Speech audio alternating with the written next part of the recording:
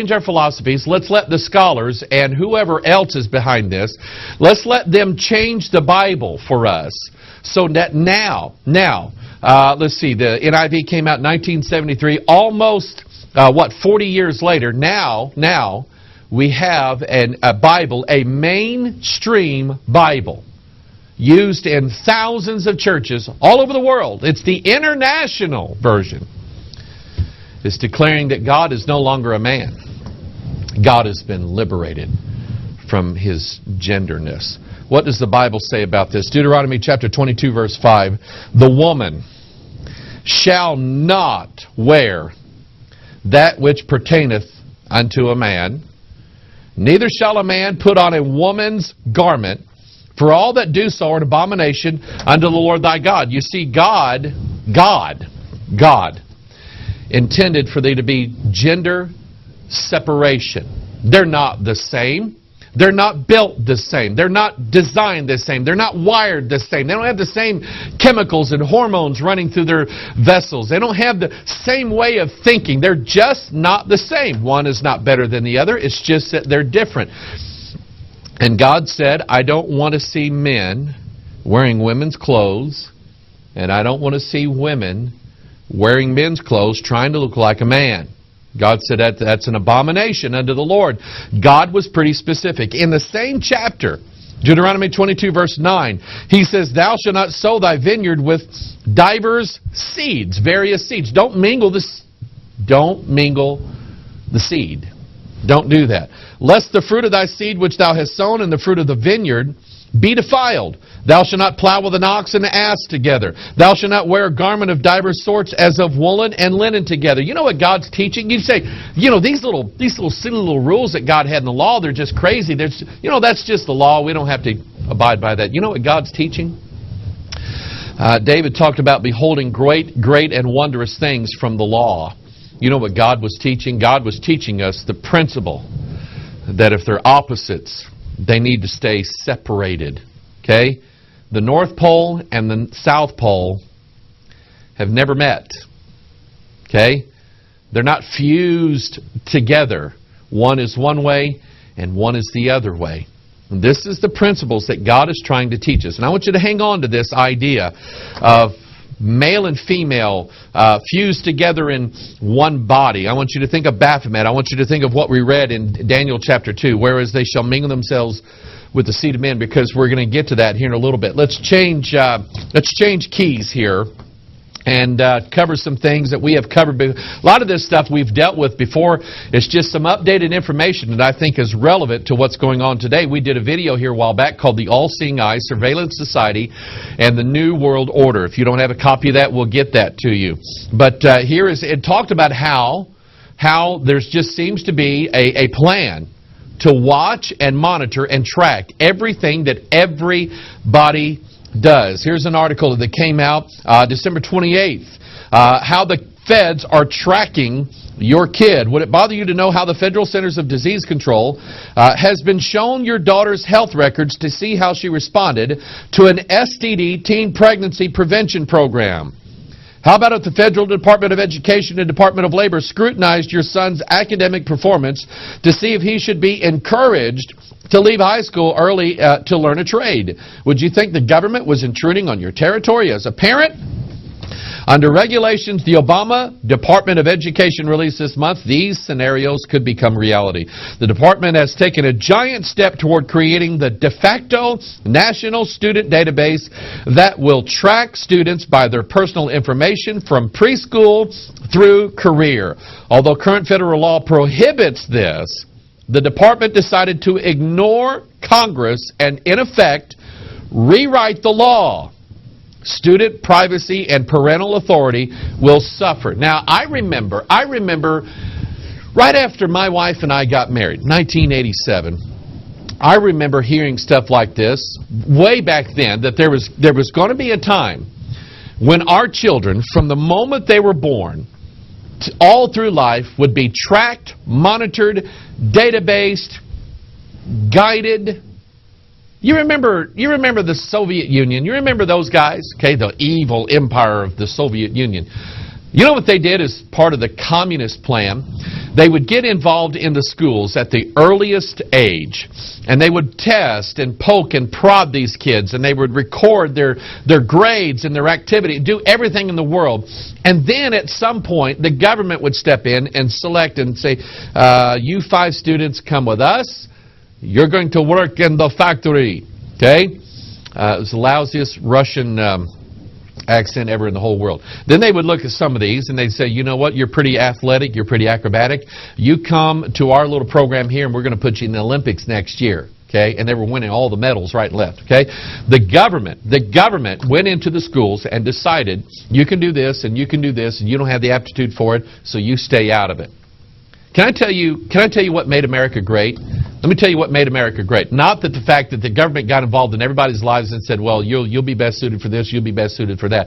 What made America great was people coming over here from different countries being told that they couldn't do certain things, and then those people said, you know what, I'll do it anyway, and they did. And these people built large corporations. These people did well for themselves. They built the greatest society in the world. Why? Because the government didn't think that it had a responsibility to tell everybody what to do. But now we have a system now. It's working together. It's almost complete. Where the powers that be, and I think this is really beyond the federal government of the United States of America. I think it's bigger than that. Of course it is. We'll see it in the Bible here in a minute. Now they're just going to database and track everything that a child does from birth. I mean, they're already taking their DNA samples. They say, well, state law says we have to throw that away after somebody. They're not doing it. They're not going to throw away good DNA. Are you crazy? They've databased your child's DNA. If your child was born, I'd say in the last 10 years, there's a DNA record of your child stowed away somewhere. Okay, so they got your child's DNA. You put them in daycare. They're going to have all their little daycare notes databased, medical records. That's why with the stimulus program that came out a couple years ago, they stuck this little thing inside of there and said, oh, by the way, we're going to turn all medical records into digital things. Okay, why? Because paper can go anywhere. Digits can be copied. Okay, so there's a database now of medical records, and now everything that a child does in school, against your wishes, by the way, as parents, everything your child does at school, everything that happens to them, databased and recorded, and they're going to know everything about them. Remember, knowledge is power. We're going to see that here in a little bit. Here's another follow-up story. Minority Report comes to Leon, Mexico. Leon, Mexico, a city of 1 million, has begun implementing an iris scan biometric system from New York-based Global Rainmakers. We talked about them. The system rolled out across the city. Anyone taking money out of an ATM, paying for items in a store, or simply catching a bus will have their eyes scanned by high-tech sensors. Criminals will automatically be enrolled. Their irises scanned once convicted. Law-abiding citizens will have the option to opt in. Yeah, right. The company CEO believes people will choose to opt in. Quote, this is the company's CEO who's telling them everybody's going to do it. Why? When you get masses of people opting in, opting out does not help. Opting out actually puts more of a flag on you than just being part of the system.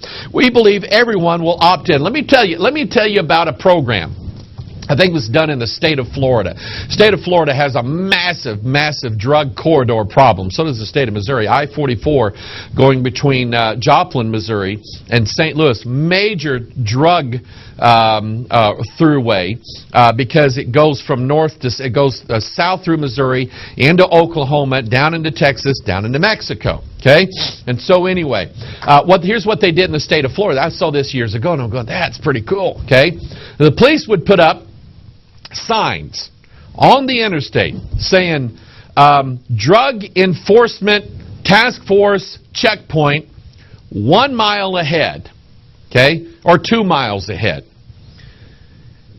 Then they would do this. Anybody that was going down the road that saw the sign that turned around and went the other way, the police would pull them over, search they had probable cause, search a vehicle, find all the drugs. ACLU fought it in court and lost, They said the police can do that. They can trick people into doing whatever. So they basically says, we have a roadblock up ahead. We're going to search your car. By virtue of you turning around, that tells us that you don't want us to search your car. Why don't you want us to search your car? Do you have something in there? Do you have something? So this is what they did. So now we have a situation down in Mexico, which is going to bleed up into America. See, they're just testing it down there. Okay, it's just being tested out. It'll show up here before too long. They'll give everybody a chance to opt out. But most people will opt in because they think, I've got nothing to hide, no big deal. Then the people who purposely opt out of it and say, I don't want anything to do with that, those are the ones that they're going to watch everything that they do. See, it's a trap, is what it is. Okay? They're going to catch everybody in their web, in their snare. That's exactly how it's going to be set up in the last days. And I want you to think about this. Isaiah chapter, let me read this. Okay? We're going to talk about Baphomet, Lucifer, and what his goal is, what his plans are. Number one, let's liberate everybody's gender. Number two, we have to watch everybody. Why does he want to do that? Proverbs chapter 15, verse 3, the Bible says, the eyes of the Lord are in every place, beholding the evil and the good. Now, the ultimate monitoring system of the entire universe is God. God sees all. We have this terminology in theology that describes God. First of all, He is omniscient, which means He is all-knowing. He is omnipotent, which means He is all-powerful. He is omnipresent, which means He is everywhere all at once. And the Bible teaches us, according to here, Proverbs chapter 15, that God sees everything. There's nothing that God would, I missed that. Oh, man, I missed that. Okay? God sees everything. And I want to show you the plan. Isaiah chapter 14. You want to believe in conspiracies? This is the top one right here. How art thou fallen from heaven, O Lucifer, son of the morning? How art thou cut down to the ground, which didst weaken the nations? For thou hast said in thine heart, I will ascend into heaven. I will exalt my throne above the stars of God. I will sit also upon the mount of the congregation in the sides of the north. I will ascend above the heights of the clouds. And then look what he says here, verse 14, 7 words. I will be like the Most High. He's going to be like God. His problem is that he doesn't have the ability yet to see everything that's going on. Doesn't have the ability. So he needs a network.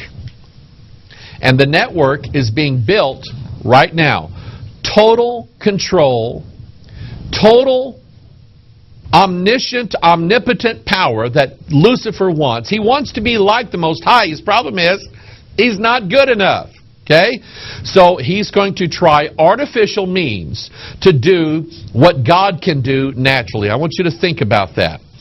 So here we have the Office of Information Awareness set up by the Defense Advanced Research Projects Agency, or DARPA. Okay? And notice their little symbol, the all-seeing eye of Lucifer. That's not God's eye. The all-seeing eye of Lucifer looking down upon the globe. It looks like primarily North America. Okay? And the caption there is Scientia est Potentia. You know what that means? It's Latin, and I know like very little Latin, but I know what that means. Remember we used that term omniscient, and we said that means all-knowing. Scientia means knowledge. Okay? Potentia, something that's potent is powerful. Knowledge is power. The New World Order wants to have power over every human being. How do you do that? You know what they're doing. Okay? The oldest spy agency in the world is the Catholic Confessional. Okay? Priests get in there and they know everything that's going on because the people told them what was going on. Why do you think the Vatican has so much power worldwide? Why do you think the Vatican can get what they want in just about every nation of the world? Why? Because they have the pictures. Okay? They have the documents. They have the priests. They have the Jesuits. They have all of this. And so here we have a system now being built for Lucifer, who wants to be like God, can't pull it off himself, and so he's going to build a network.